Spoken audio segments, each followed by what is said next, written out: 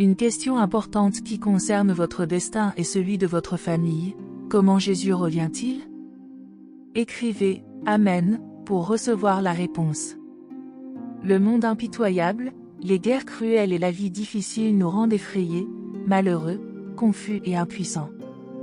De nombreux croyants pieux espèrent que le Seigneur Jésus revienne bientôt pour nous sauver des souffrances et nous conduire à vivre une merveilleuse vie sans guerre ni larmes.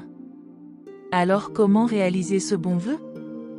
Dans les prochains numéros, nous allons explorer avec vous cette question liée à notre destin.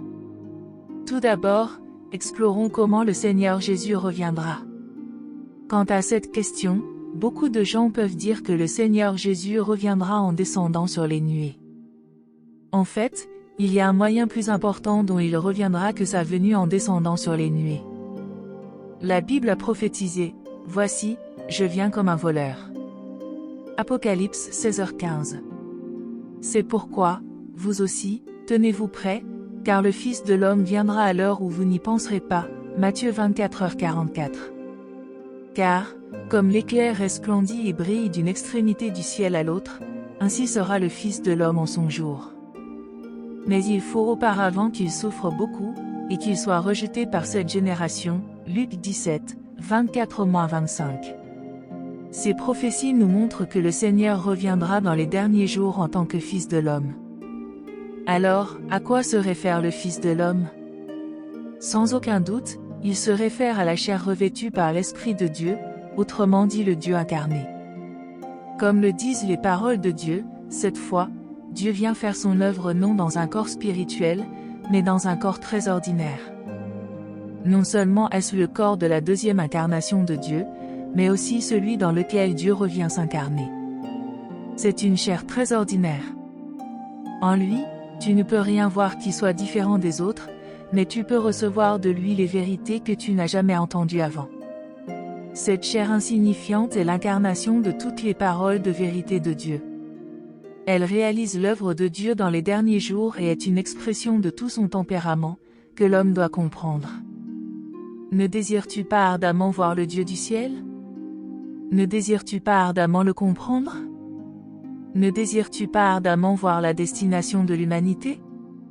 Il te dévoilera tous ces secrets qu'aucun homme n'a pu te dévoiler. Il te dira aussi les vérités que tu ne comprends pas. Il est ta porte d'entrée dans le royaume et ton guide dans la nouvelle ère. Dieu s'incarne en tant que Fils de l'homme dans les derniers jours, pour exprimer la vérité, purifier et sauver l'humanité, afin que l'humanité puisse voir l'œuvre réelle de Dieu, comprendre sa volonté et entrer dans son royaume merveilleux. Si Dieu apparaît par son esprit pour faire son œuvre, nous, l'humanité corrompue, n'aurons pas l'occasion de comprendre et gagner la vérité, encore moins de nous libérer de la corruption et d'être sauvés, cela ne fait aucun doute. Il est certain que ce n'est qu'en revenant dans les derniers jours en tant que Fils de l'homme, que le Seigneur peut sauver complètement l'humanité de toute souffrance en exprimant la vérité, et qu'il nous conduit dans son merveilleux royaume. Par les échanges ci-dessus, nous comprenons que le Seigneur reviendra dans les derniers jours et apparaîtra à l'homme en tant que Fils de l'homme incarné. Alors comment peut-on avoir une connaissance de lui? Nous vous répondrons dans le prochain numéro. Restez à l'écoute. Vous pouvez également laisser un commentaire ou cliquer sur le lien dans la section des commentaires pour nous contacter. Nous pourrons discuter et explorer ensemble en ligne.